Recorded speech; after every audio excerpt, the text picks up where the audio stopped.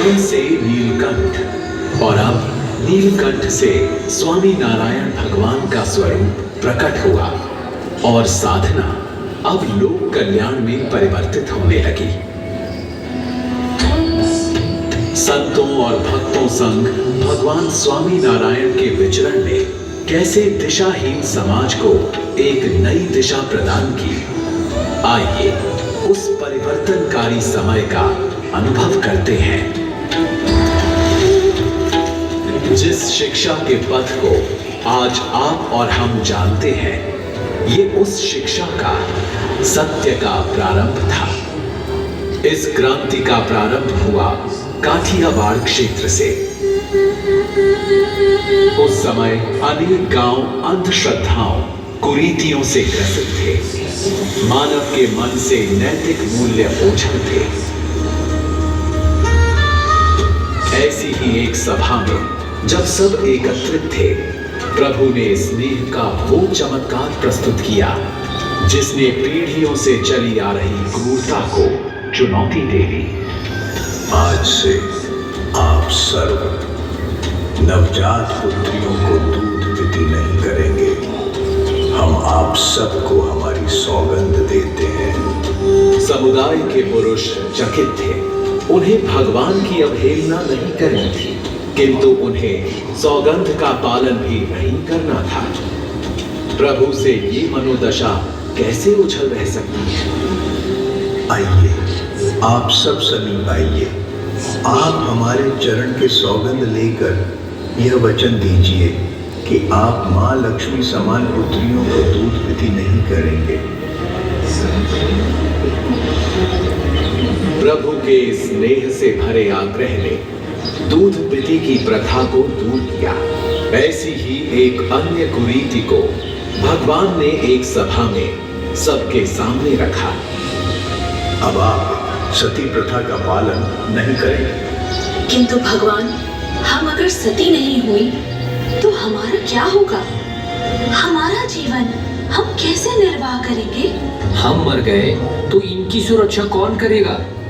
आप सांख्य योग धारण कीजिए। आपके जीवन निर्वाह और सुरक्षा की व्यवस्था संप्रदाय करेगा। आप प्रभु वंदना कर संयमी जीवन का पालन करें।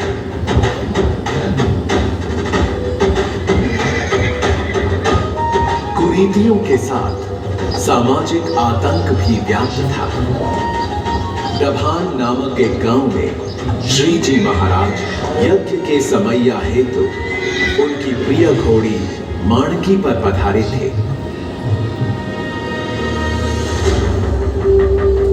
इस गांव और आसपास के क्षेत्र में बड़ताल गांव के एक चोर जोबन पगी का आतंक था।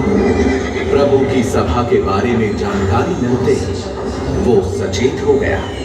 जब राजा महाराजा हमें चोरी करने से नहीं रोक पाए, तो भगवान के यज्ञ से तो हम जो चाहे चुरा लेंगे। तुम सब जो चाहे लूट लेना। मैं स्वामी नारायण की घोड़ी मानकी को चुराऊंगा।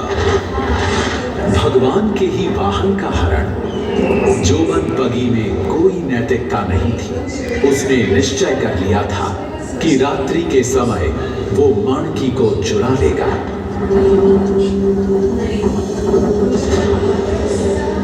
किंतु वो जब रात्रि को माणकी के पास पहुंचा तो स्वामी नारायण भगवान उसके समीप उपस्थित थे।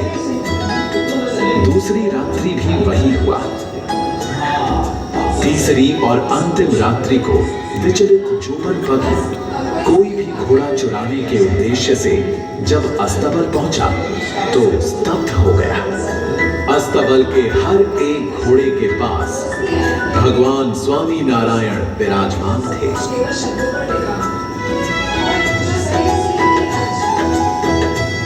जोबन पगी के मस्तिष्क से अभिमान का आवरण उतर गया। उस दिन से जोबन पगी भक्त जोबन बना।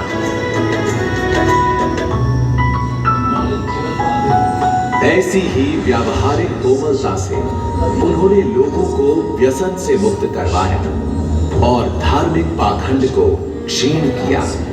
एक कुंठित समाज को नई दिशा दी। एक ऐसे संप्रदाय का उदय हुआ जहां हर एक व्यक्ति एक समान था, कोई भेदभाव नहीं, कोई पूर्वाग्रह नहीं, केवल सच्चे पथ पर चलने की शिक्षा है।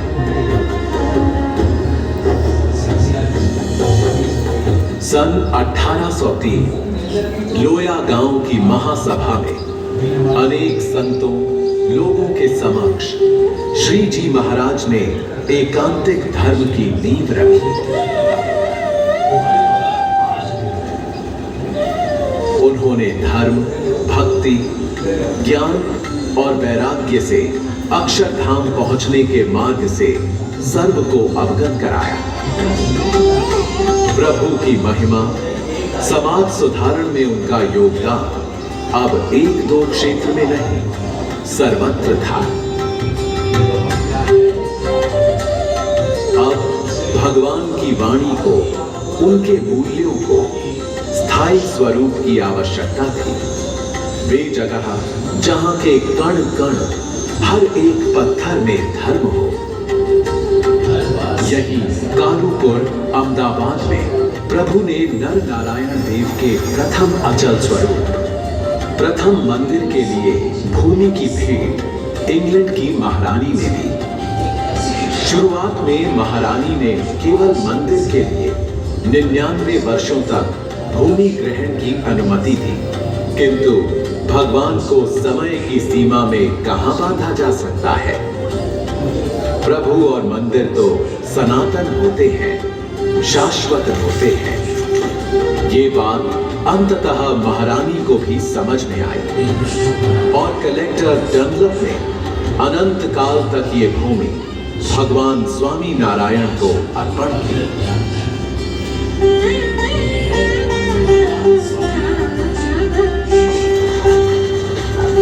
और सन 1822 में सर्वप्रथम मंदिर का निर्माण हुआ। भगवान स्वामी नारायण ने भव्य कालूपुर मंदिर में श्री नर नारायण देव की मूर्ति स्थापना की। ये मंदिर श्री जी महाराज की नव चेतना का, उनके न्याय का और नैतिक मूल्यों का सर्वप्रथम स्थान बना। धीरे धीरे श्री जी महाराज की लीला का मंदिरों का व्यापन हुआ।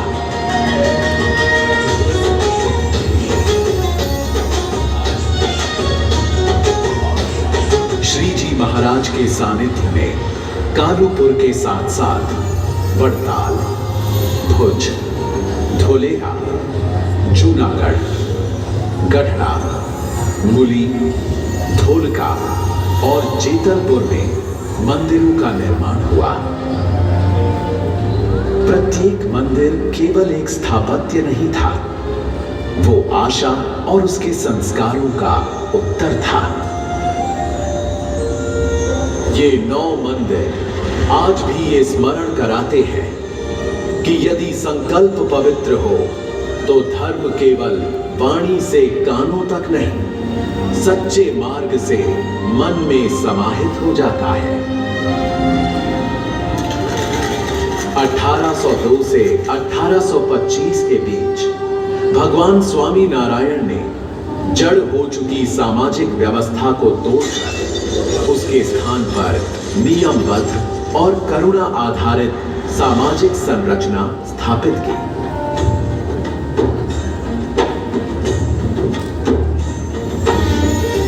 धर्म के लिए प्रभु की कटिबद्धता का एक और अध्याय सन्मुख हुआ। धर्म पत्थरों में अंकित हो चुका था, अब उसके निर्वहन का उत्तरदायित्व धर्मनिष्ठ जीव ही कर सकते थे। सन 1825 में 2 गादी का निर्माण हुआ। भगवान स्वामी नारायण ने श्री अयोध्या प्रसाद महाराज जी को उत्तर विभाग अहमदाबाद देश गादी का आचार्य घोषित किया और श्री रघुवीर जी महाराज को दक्षिण विभाग गादी के आचार्य के रूप में प्रस्थापित किया। गादी का ये निर्माण धर्म का संरक्षण था। इस निर्माण में जीवन के मार्गदर्शन को शाश्वत कर दिया। आइए जानते हैं स्वामी नारायण भगवान की शिक्षा का विस्तार और पद का आदर्श निर्वहन उत्तर विभाग अहमदाबाद देश गादी के आचार्यों ने कैसे किया।